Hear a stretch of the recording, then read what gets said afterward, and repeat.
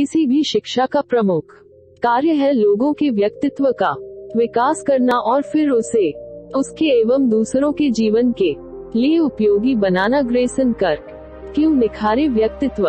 मेरे प्रिय मित्र, सबसे पहले मेरा अभिनंदन स्वीकार करें। मैं जानता हूँ कि मेरी इस पुस्तक का यह पहला वाक्य आपको कुछ अटपटा सा और कुछ चौंकाने वाला लगा होगा।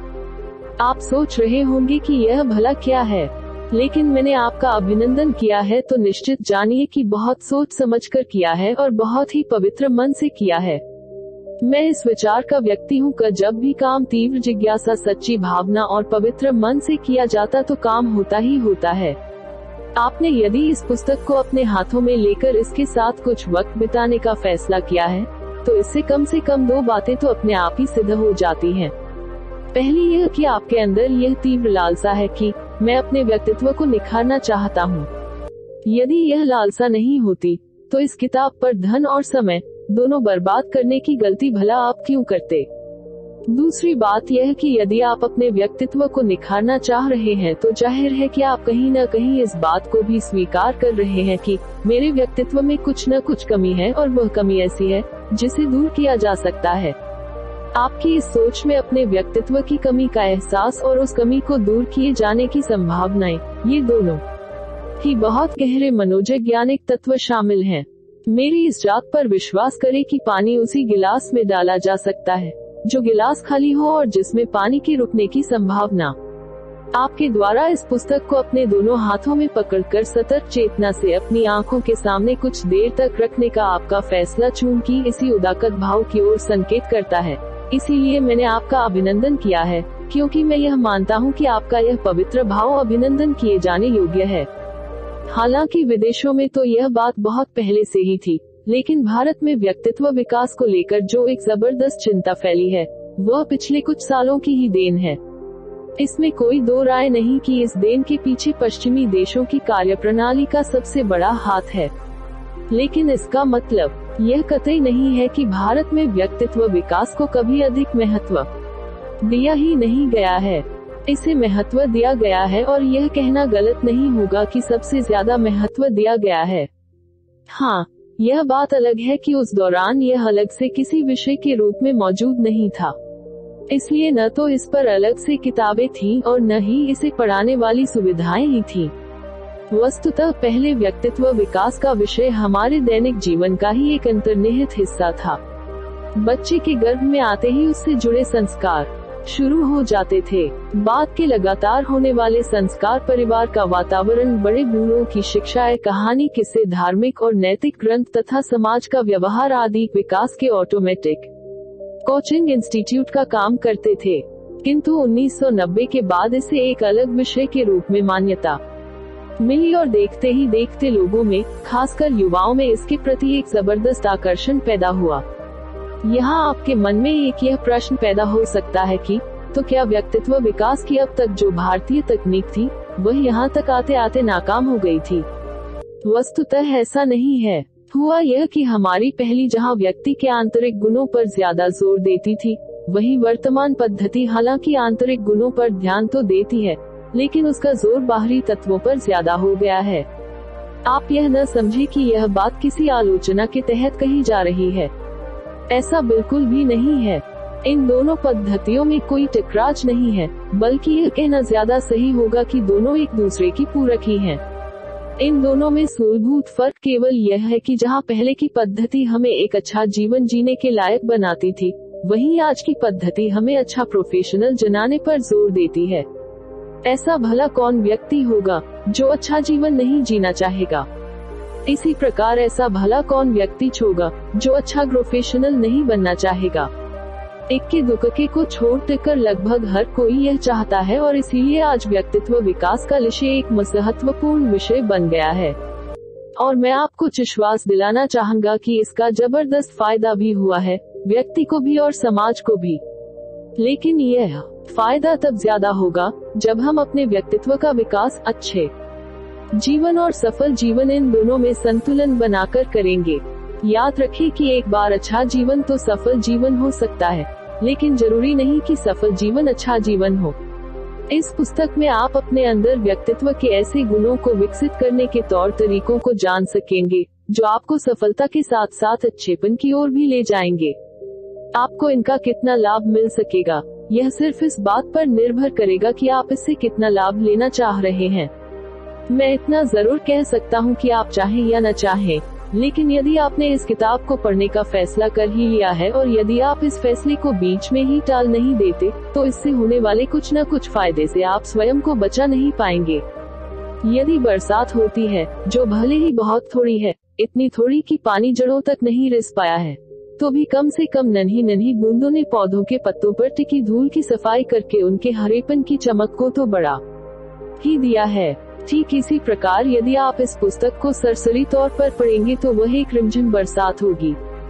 यदि आप इसे बार बार पकड़ में लाएंगे तो यह एक अच्छी खासी बारिश की तरह होगी, जिसका ठंडा पानी आपके व्यक्तित्व की जड़ों में रच बसकर आपकी चेतना, आपके विचार, आपकी वाणी और आपके हाव भाव में ऐसे नए नए अंकुर प्रस्फुटित कर देगा कि उन्हें देख समझकर आप ही नहीं बल्कि आपके संपर्क में आने वाले सभी लोग दंग रह जाएंगे। अब यह आप पर निर्भर करता है कि आप भीगना चाहते हैं या नहीं, और यदि भीगना ही चाहते हैं तो कितना भीगना चाहते हैं, रिमझिम बरसात के रूप में या फिर अच्छी खासी बारिश के रूप में। इसलिए मैं एक बार फिर से आपको याद दिलाना चाहूँगा कि यह किताब आपके लिए कितनी फायदेमंद होगी, यह मेरे ऊपर निर्भर नहीं करता, यह आपके ऊपर निर्भर करता है, पूरी तरह आपके ऊपर। मुझे यह बात इसलिए लिखनी पड़ रही है क्योंकि कहीं ऐसा न हो कि कुछ पन्ने पलटने के बाद आपको यह लगने लगे कि आप जो चाह रहे थे वह आपको मिल ही नहीं पा रहा है। याद रखिए कि जीवन में कोई भी महत्वपूर्ण और स्थायी बदलाव मैकेनिकल तरीके से कभी नहीं होता। यहाँ तक कि यदि आपके विचारों में बदलाव आ गया और आपका भाव जगत ज्यों का त्यों बना रहा, तो विचारों में आया वह बदलाव लंबे समय तक टिका नहीं रहेगा, बल्कि कुछ समय बाद दोनों में किस तरह का टकराव होने लगेगा कि आप इससे परेशान हो उठेंगे। लेकिन यदि यही बदलाव जगत के स्तर पर भी आ गया तो विचार और भावों की ऐसी खूबसूरत जुगलबंदी तैयार होगी कि न केवल आपको ही मजा आएगा बल्कि उन लोगों को भी मजा आने लगेगा जो आपसे जुड़े हुए हैं। इस पुस्तक में आप इसी तरह की संपूर्ण अप्रोच को हर जगह महसूस करेंगे। अब मैं आता हूँ सीधे इस बात पर कि आपके अंदर वह एक ठोस और स्पष्ट दृष्टि पैदा कर सकूं, जिससे आप न केवल किसी व्यक्ति को ही समझ सके बल्कि अपने व्यक्तित्व को भी साफ साफ देख सके। ठंड के दिनों में फैली हुई धुंध के आप गवाह रहे हैं। सुबह के वक्त चारों ओर असीमित कोहरा फैला हुआ है। आप उठकर अपनी बालकनी में आते हैं, दालान में आते हैं और देखते हैं कि सड़क के पार कुछ भी नजर नहीं आ रहा है। काली सड़क एक लेटे हुए सुस्त अजगर की तरह पसरी हुई लगती है। आप अपनी आंखों को मलकर थोड़ी और दूर तक देखने की कोशिश करते हैं, लेकिन सफल नहीं हो पाते।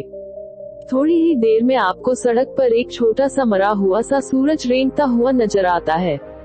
आप अनुमान लगा लेते हैं कि यह बाइक होगी। जैसे जैसे प्रकाश का वह गोला आपके नजदीक आता जाता है, आपका अनुमान सही होता जाता है। अब आप अनुमान लगा लेते हैं कि उस बाइक पर कोई बैठा हुआ है।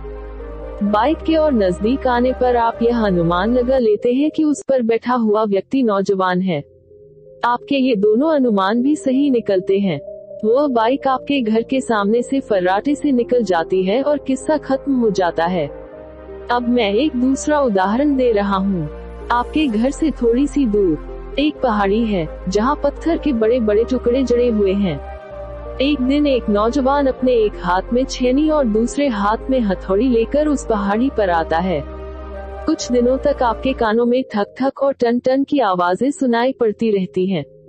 ये आवाजें आपको डिस्टर्ब करती हैं। गुस्से में आकर आप अपने कुछ दोस्तों को साथ लेकर उस पहाड़ी पर पहुंच जाते हैं। वहां देखते हैं कि पत्थर के एक टुकड़े को छोड़कर बाकी सारे टुकड़े लगभग उसी तरह चुपचाप लेटे हुए हैं। कहीं अनजान जगह से आया हुआ वह नौजवान पत्थर के जिस टुकड़े के साथ अपनी हथौड़ी और छेनी लेकर जूझ रहा था, वह पत्थर अब पत्थर न रहकर एक मूर्ति बन गई है। आपको वह मूर्ति अच्छी लगती है। आप उसे देखकर दांतों तले उंगली दबा लेते हैं। आपसे रहा नहीं जाता। आप उस नौजवान से पूछते हैं कि तुमने इस मूर्ति में नाक कहाँ से लाकर लगाए, होंठ कहाँ से लाए? हाथ तो इसके बहुत ही बलिष्ठ हैं। इसकी जांघों में जो मांसलता उभर रही है वह कहाँ से आई है? पत्थर के उस टुकड़े के साथ उलझा वह नौजवान, काम करते करते जिसकी आंखें पथरा गई हैं, धूप झेलते झेलते जिसके बाल जटा बन गए हैं, दाढ़ी बना पाने का होश न रहने के कारण जो ऋषि बन गया है और पत्थरों से जद्दोजहद करते करते जिसकी हथेलियों में गड्ढे पड़ गए हैं, आपकी आवाज सुनकर अपनी आंखें आपकी ओर उठाता है और बुदबुदाते हुए धीमी आवाज में बोलता है, कहीं से भी नहीं लाया हूँ। इतना कहकर वह तो फिर से अपने कामों में खो जाता है, लेकिन आपकी जिज्ञासा शांत नहीं होती। थोड़ी देर इंतजार करने के बाद जब आपकी बेचैनी अपने चरम पर पहुंच जाती है, तो आप उससे फिर से प्रश्न किए बिना रह नहीं पाते, जब तुम इसे कहीं से लाए नहीं हो, तो फिर ये आए कहाँ से? वह शिल्पकार जो अपनी मूर्ति को फाइनल टच देने में पूरी तरह खोया हुआ था, आपकी जिज्ञासा का सम्मान करते हुए पूरी शालीनता से जवाब देता है, नहीं मेरे दोस्त, ये आए कहीं से नहीं, ये सब यही थे। ये बोलती हुई आंखें, ये मुस्कुराते हुए होंठ, ये ऊर्जावान भुजाएं और ये गठी हुई जांघें और पिंडलियां, ये सब पहले से ही यही थी, पत्थर के इसी टुकड़े में थी। मैंने कुछ नहीं किया है, सिवाय इसके कि पत्थर के उन हिस्सों को तोड़ तोड़ कर खरोंच कर अलग कर दिया है जो स्वरूप को ढांके हुए थे। बस मैंने इतना ही किया है। यह कहकर वह युवक फिर से अपने काम में खो जाता है। हालांकि मई महीने की तपती दोपहरी उसे काम करने की इजाजत नहीं दे रही थी, किंतु उसने दोपहरी की इजाजत की परवाह नहीं की। मेरे मित्र, मैंने ये जो 2 उदाहरण दिए हैं, मैं समझता हूँ कि जिंदगी की इस तरह की घटनाओं से आपकी कभी न कभी तो मुलाकात हुई ही होगी। यदि नहीं हुई हो, तो कुछ समय के लिए आप अपनी कल्पना में इन दोनों घटनाओं से मुलाकात करके आगे पढ़ना शुरू करें। इससे आप व्यक्तित्व के विस्तार और उसकी गहराई, इन दोनों को बहुत अच्छी तरह केवल समझ ही नहीं सकेंगे, बल्कि उसे आत्मसात भी कर सकेंगे। इन दोनों उदाहरणों से व्यक्तित्व के निम्न कुछ महत्वपूर्ण तथ्य व्यक्त होते हैं। एक, पहला यह कि हमारे व्यक्तित्व का जो रूप दूसरों को दिखाई दे रहा है, वह उनके अनुमान पर आधारित होता है, ठीक वैसे ही जैसे कि आपने कोहरे में उभरती हुई लाइट के आधार पर बाइक के आने का अनुमान लगाया था। 2, दूसरा यह कि यह अनुमान पूरी तरह सही होने के बावजूद पूरी तरह सही नहीं होता, ठीक वैसे ही जैसे कि आपने बाइक पर बैठे हुए व्यक्ति के बारे में अनुमान तो लगा लिया, लेकिन आप ये नहीं बता सके कि वह व्यक्ति कौन था। हमारे ये दोनों ही अनुमान बिल्कुल सही और ठीक निशाने पर बैठे। इसके लिए जरूरी है कि धुंध छटे, और धुंध छटे इसके लिए जरूरी है कि सूरज निकले। कहने का मतलब यह है कि हम सभी का व्यक्तित्व और अपेक्षाओं के कुहासे में लिपटा हुआ व्यक्तित्व होता है। इस कुहासे के कारण चाहे जो भी हो, हम इन कारणों को ठीक समझ नहीं पाते, इसलिए हम अपने व्यक्तित्व का पूरी क्षमता के साथ उपयोग करके उसका पूरा लाभ नहीं ले पाते। यहीं पर आकर इस बात की निहायत ही जरूरत महसूस होती है कि हम कुछ ऐसा करें कि व्यक्तित्व का यह धुंधलापन गायब हो जाए। यह किताब इसमें आपकी मदद कर सकेगी। 3, तीसरी और सबसे महत्वपूर्ण बात यह है कि जब आपके व्यक्तित्व को निखारने की बात आती है, तो आपको कुछ अलग से, कुछ बाहर से जोड़ने की जरूरत नहीं होती। ठीक उसी तरह जैसे उस नौजवान ने अपनी उस मूर्ति में अलग से कुछ नहीं जोड़ा था, उसमें जो कुछ भी आपको था सबके उसी में छिपा था।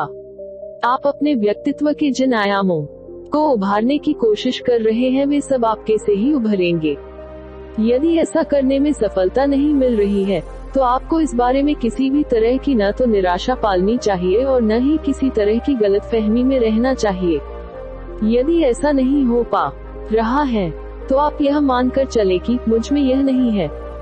सभी में सब कुछ कभी नहीं होता, कुछ में कुछ होता है तो कुछ में कुछ। यदि आप में यह नहीं है, तो निश्चित मानकर चले कि दूसरे में भी वह नहीं है जो आप में है। प्रकृति सभी को सब कुछ नहीं देती, वह अपना संतुलन बनाए रखने के लिए आपको कुछ देगी तो दूसरे को कुछ। उसने अपना संतुलन बनाए रखने के लिए आपको कुछ दिया है तो आपको कुछ नहीं भी दिया है। जो आपको दिया है वह दूसरे से लेकर दिया है, और जो आपको नहीं दिया उसे आपसे लेकर उसने किसी और को दे दिया है। इसलिए इसमें अफसोस करने जैसी कुछ बात ही नहीं होती है। इन 3 आधारभूत तत्वों को स्पष्ट करने के बाद अब मैं इन्हीं से जुड़ी अगली बातों पर आता हूँ।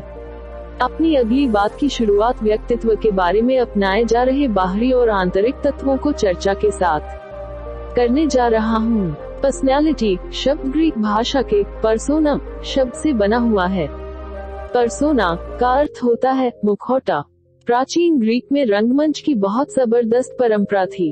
अभिनेता अपने पात्रों के अनुरूप तरह तरह के मुखौटे लगाकर अभिनय किया करते थे। इन मुखौटों को पर्सोना कहा जाता है और इसी पर्सोना शब्द से बना है पर्सनैलिटी।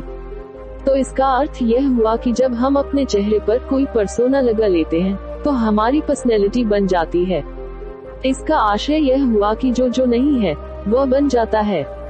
मैं राम नहीं हूँ, लेकिन मैं चूंकि भगवान का मुखौटा लगा लेता हूँ तो मेरी पर्सनैलिटी राम की पर्सनैलिटी बन जाती है। जब जब जैसी जैसी मांग होती है तब तब मैं वैसे वैसे स्वांग भरता चला जाता हूँ। अधिकांश लोगों का अनुभव यही बताता है कि पर्सनैलिटी के विकास के दौरान अधिक जोर इसी तरह की बातों पर दिया जाता है, जैसे कि इस तरह के कपड़े पहने, हेयर स्टाइल ऐसी हो, कैसे बैठे, किस तरह से चले, कैसे बोले और कैसे देखें, आदि आदि। मुझे नहीं लगता कि आपकी सोच भी इससे कुछ बहुत अलग होगी। एक नौजवान जब अपने चेहरे पर हाथ फेरता है और एक दिन अचानक उसे पता चलता है कि उसकी तो दाढ़ी मूंछें आने लगी हैं, तो तत्काल उसके मन में अच्छा दिखने, सुंदर लगने और स्मार्ट बनने की इच्छा जोर मारने लगती है। शीशे के सामने बिताए जाने वाले समय में अचानक बढ़ोतरी हो जाती है। वह अच्छी सैलून की तलाश करने लगता है और कोशिश में लग जाता है कि ऐसा वह क्या कुछ करे कि ब्रांडेड कपड़े पहन सके। यह मूल रूप से पश्चिम की धारणा थी। चूंकि अब हिंदुस्तान में ही नहीं बल्कि दुनिया के ज्यादातर देशों में पश्चिम को ही सर्वस्व मान लिया गया है, इसलिए हम सबको भी यही लगने लगा है कि ऐसा करना ही अपनी पर्सनैलिटी को देखभाल करना है। अब मैं आता हूँ पूर्वी धारणा पर, जो पश्चिमी धारणा के विरोध में तो नहीं है, लेकिन उससे थोड़ी अलग जरूर है। इसे आप अगले अध्याय में देखेंगे।